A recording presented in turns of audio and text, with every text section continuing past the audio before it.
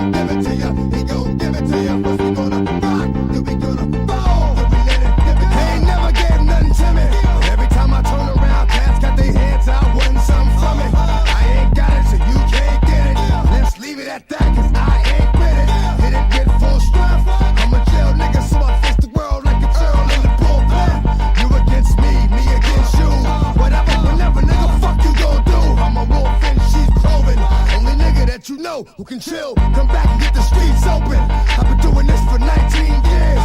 Niggas wanna fight me, fight these tears. I put in work and it's all for the kids. These cats done forgot what work is. They don't know who we be looking, but they don't know who they see. Nigga, first we gonna rock, then we gonna roll, then we let it pop, don't let it go. X gon' give it to ya, he gon' give it to ya. X gon' give it to ya, he gon' give it to ya. First we gonna rock, then we gonna roll, then we let it pop, don't let it go. Come on, X gon' give it to ya, he gon' give it to ya. X gon' give it to ya.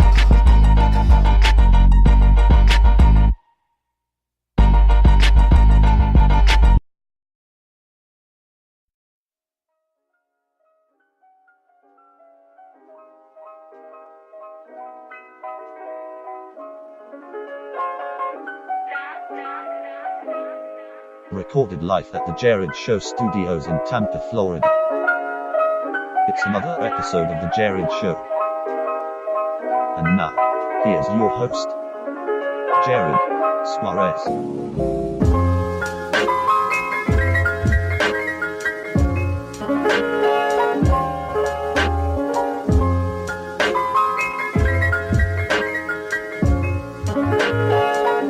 That's right. Back again for another episode of the Jerrad Show. I'm your host, Jerrad Suarez. Tonight, this is Monday, January 15th. Well, to be completely transparent with you folks,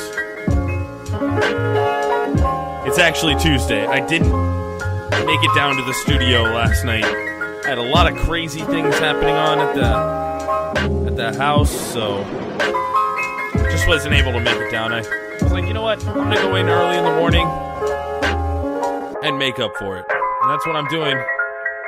It's actually Tuesday, January 16th, but this is a makeup for Monday, January 15th.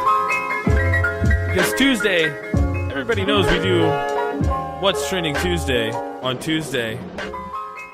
And that's not what this show is going to be about tonight. This show tonight, to be frank and honest with you, I'm kind of upset that everybody has their opinion on what somebody says nowadays, and everybody has to make their opinion vocalized on social media.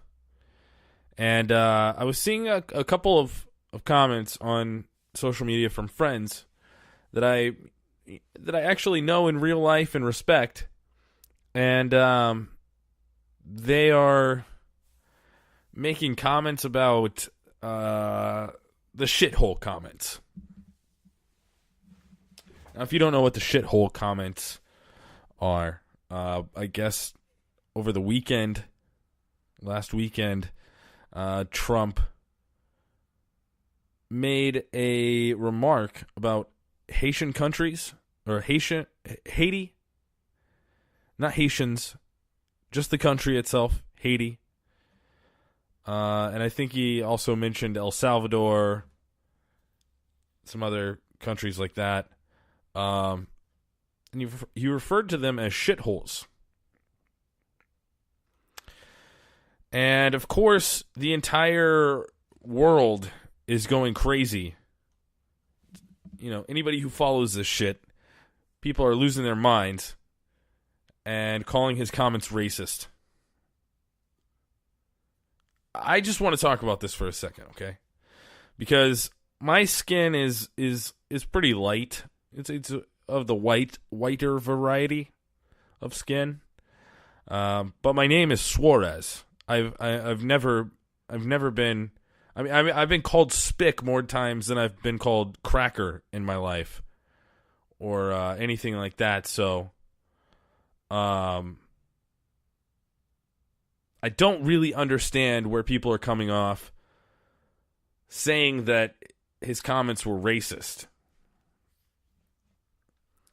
Describing the quality of life in another country as being a shithole,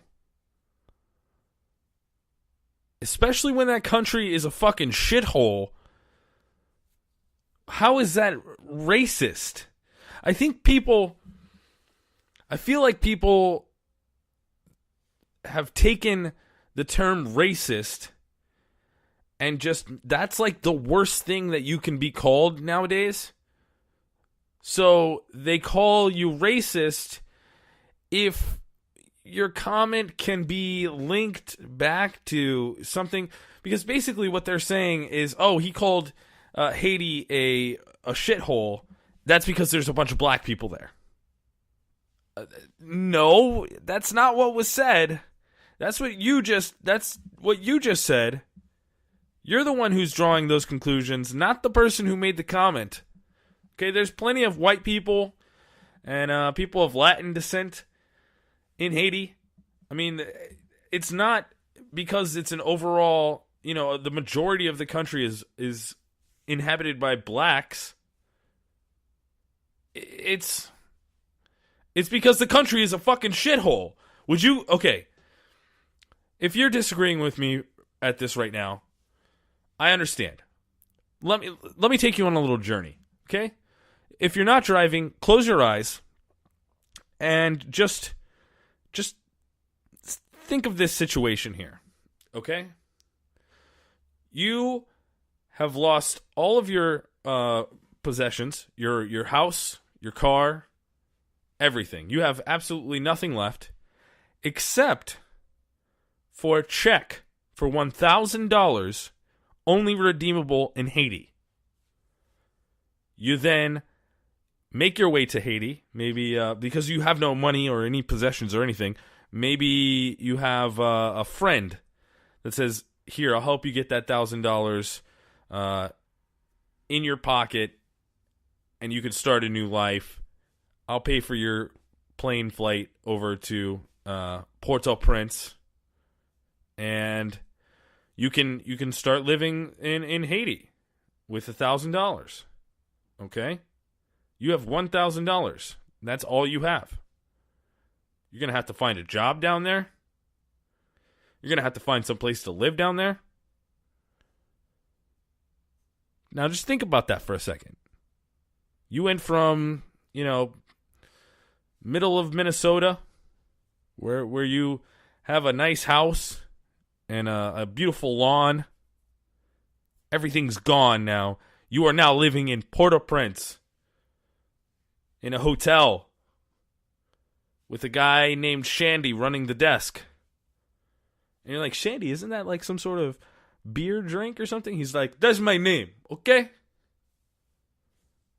and you just walk off. You're like, I can't. This Shandy character is definitely argumentative. Don't want to stay around that guy. So what's your life like now? Now that your head is in that space, what is your life like now? Is it nice? Is it better than it was in suburban America? Because guess what? I can guarantee you this. Even with that $1,000, your life is going to suck in Haiti. It's going to suck. There's a reason why people come to America from Haiti. Because it fucking sucks there. There's a reason why people leave El Salvador and come to America and get a job washing dishes or doing whatever the fuck they can to make some money here. It's because Haiti and El Salvador, those places suck. They're shitholes. I mean, do you understand where I'm coming at with this? I get it. Maybe it was because of his Norway comment that he made. Why can't we have places or people coming from good places like Norway? Well, I mean, let's take this whole scenario back, okay?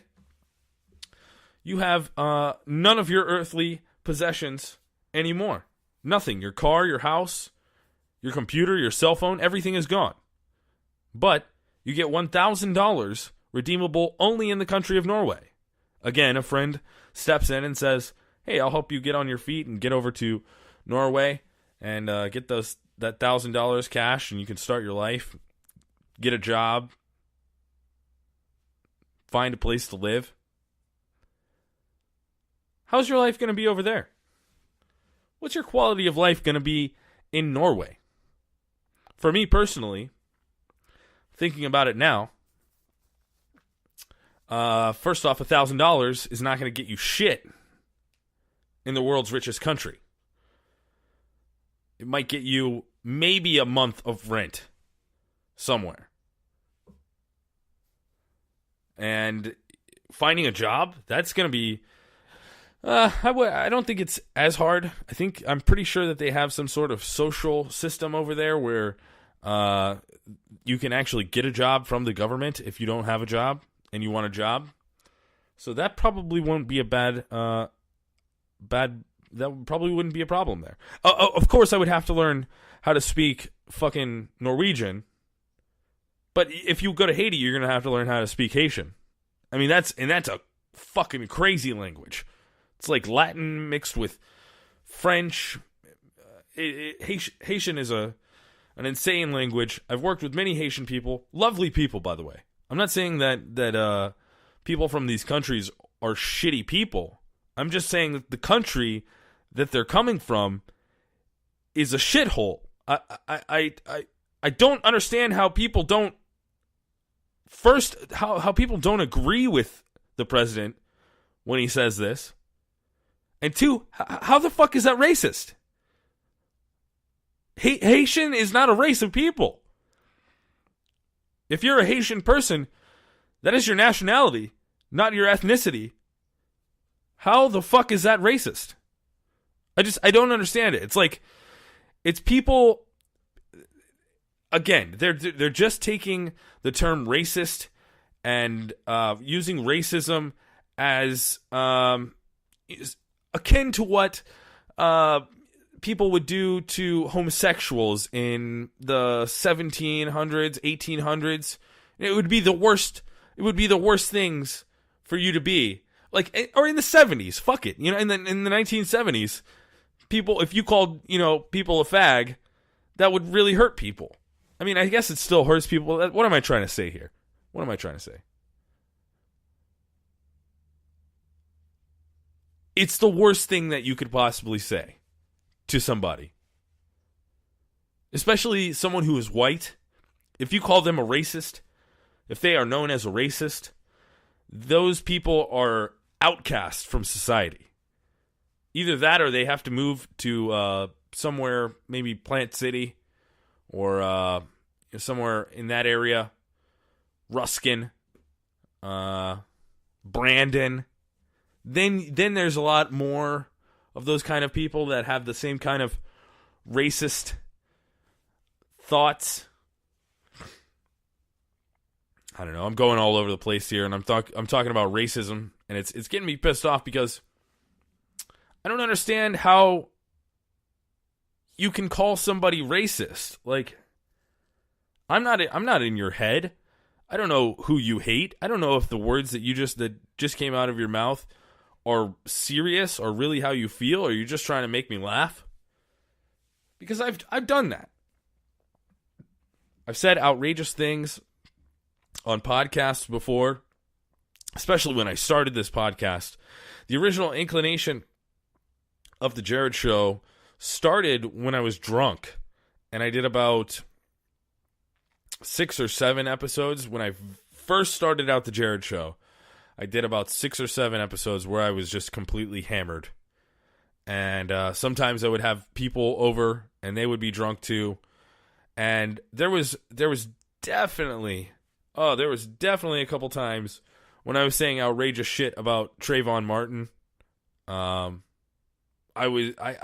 believe I even tried to make just a ridiculous joke. Of course, I did it in a southern accent because I was trying to make it sound as outrageous as I can.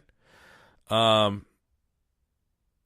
just by that comment, if you called me a racist, I would go tell you to go fuck yourself, because a lot of times, not a lot of times, all the time, I just race is not an issue for me. Like the ethnicity or background or skin color is not a problem for me. That's not something I don't see a black person come into a store that I'm in and get scared because that person is black. What? I've seen people posting shit about on YouTube and shit, and that's racist. If you're afraid, even if you're afraid of somebody based specifically off of their race or background, that is racist.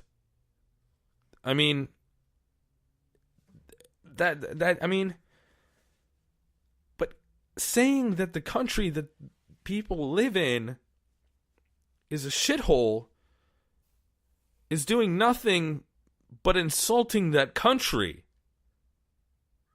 It's not a racist comment.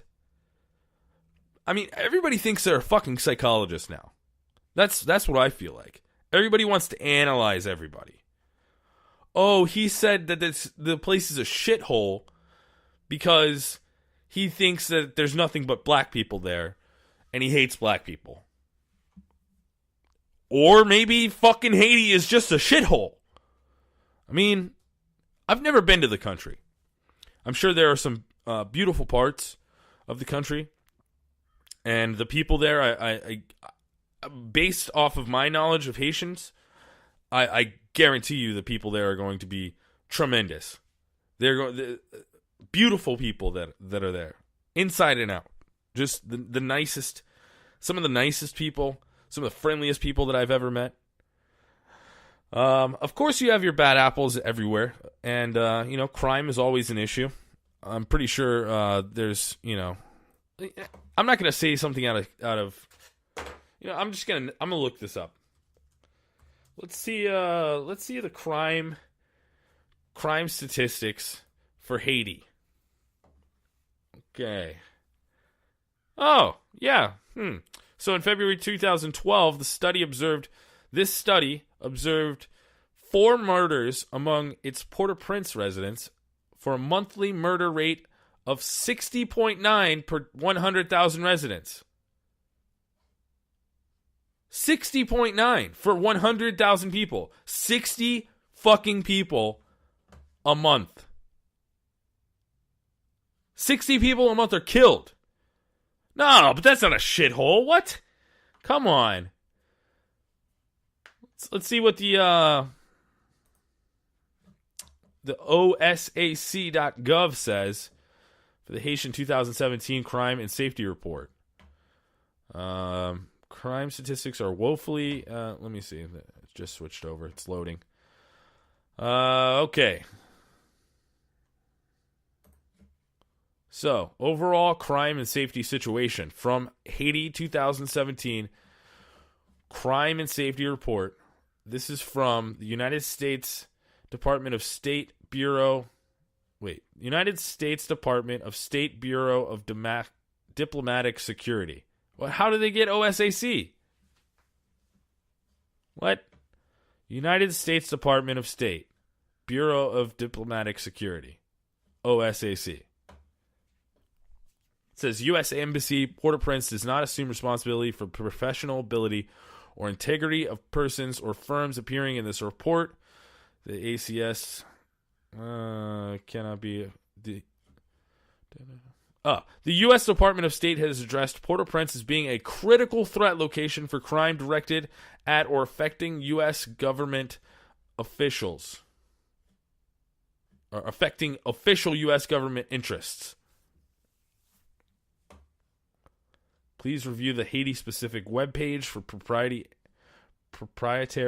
analytic resorts.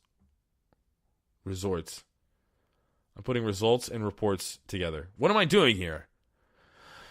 Crime threats, crime statistics are woefully underreported by the nation police, the HMP, and reports indicating that Haiti is statistically safer than other countries in the Caribbean are inaccurate. Traditional tourist-oriented crimes, pickpocketing, purse snatching, are less frequently reported than elsewhere in the region. This results from both a lack of tourism and underreporting. I wonder why there's a lack of tourism in Haiti. That's right, because it's a fucking shithole. Okay, let's take this whole situation that we thought of earlier, where we were in our minds and we were in Haiti. Okay, let's take this whole brand new situation. Okay?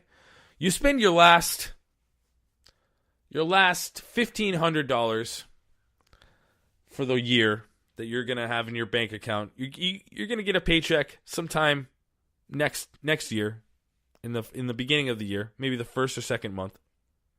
Okay? But you got $1,500. So you decide to take a vacation down to Haiti. You have your flights booked. You're going to stay there a week. You get down to Port-au-Prince. First thing, a group of young kids come up and pickpocket you. They steal your cell phone. Because this is what I'm reading from the United States Department of State, the Bureau of Diplomatic Security. This happens. Okay? So the first thing that happens to you is you get pickpocketed. All your money is now gone. Your cell phone's gone. And you're not going to let that happen. So you run after the two kids that just pickpocketed you. You felt one of them brush up against you, and now they're running away. So you run after them, and you catch up to them, and you kick. You do like a little kick, and you kick the legs out from underneath one of the little Haitian kids. And he falls, and when he falls, he hits his head and starts bleeding and goes into a coma. The police show up. You're taken to Haitian jail. Okay? Now, you are in Haitian jail. You think you could have murdered this person. What's your life going to be like? What's your life going to be like? You have no money left because the other kid got away. And he was the one with your wallet and all that stuff. This kid, he was just like the decoy. And you kicked the legs out from underneath him. He has none of your belongings on him. So the police, they arrest you for attacking this kid. And you're going to jail. So now you're sitting in a Haitian jail. Are you thinking to yourself, man, I wish I was in a fucking jail in like Norway or something? You're goddamn right you are. You're 100% gonna be like, yeah, dude, get me out of this fucking shithole. Because that's what it is. Road safety and road conditions.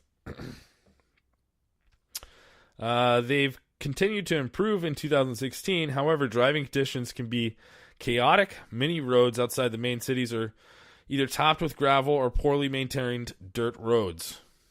Driving requires extreme caution, particularly in the evening. Road safety remains a significant threat to the average visitor. Travel at night outside of main cities is ill-advised due to poor lighting and unpredictable road conditions that may result in an increased risk of not seeing pedestrians, broken down vehicles, or oncoming traffic. Vehicles, large buses, and trucks are known to travel at high rates of speeds, especially on provincial roads. Wow, sounds like a lovely fucking place, doesn't it? Let's see. Aviation airport conditions. Travelers arriving at the airport should refrain from taking public transportation, safeguard their belongings, and remain alert after departing the airport. Before using smaller airlines, one is advised to research recent history. Those that have a shoddy appearance are very likely to be remiss on safety standards. The good thing is, it says, in general, Haitians are very pro-American. In 2016, the U.S. Embassy experienced a handful of demonstrations targeting the embassy, the majority of which involved demonstrators marking the 1915-1934 presence of U.S. Marines in Haiti. These protests never reached more than a couple dozen protesters.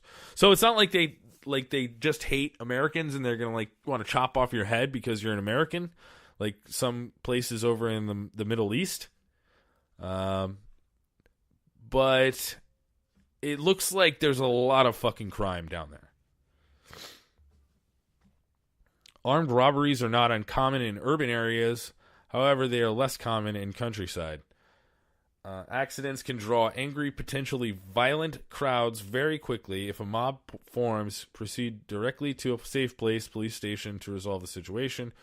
Remaining at the scene could be a risk to one's safety. So that's exactly what would happen. If you try to kick, that kid, the Haitian kid's legs out from underneath him, and then he was knocked out and bleeding from his head, there would absolutely be a mob that would form around you. And they'd be like, this man just killed this boy. It's my terrible Haitian accent.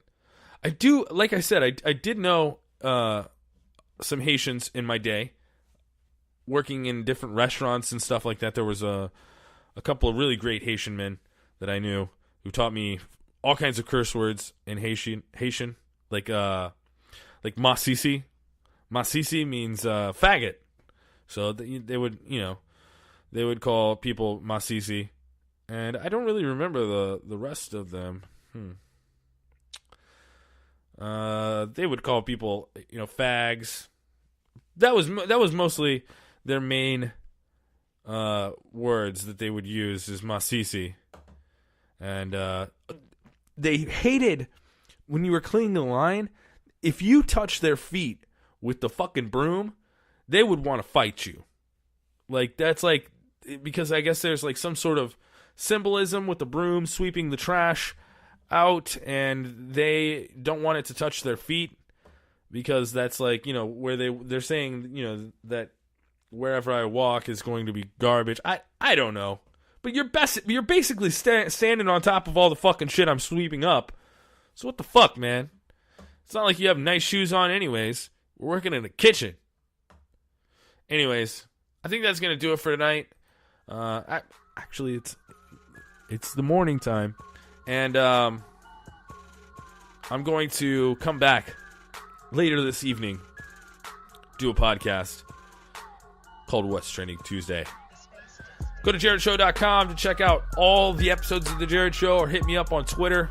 If you want to subscribe on Stitcher or Spreaker or iTunes, just go ahead and click any of the links, the little buttons up in the top left corner of the website, JerradShow.com, and you don't even have to search for it in iTunes or anything like that. Just go to JerradShow.com, click the button. It automatically says, hey, do you want to subscribe to this podcast? You click yes, it adds it to your podcast. Same thing with Stitcher. Same thing with Spreaker. You can get my Twitter on there. Or stop by the Facebook. All with ease of a click of a button. Right there on thejirardshow.com. Thanks so much for listening tonight. I'll be back tonight, and I'm going to be doing What's Trending Tuesday, so check it out, and I'll see you then. Have a great one.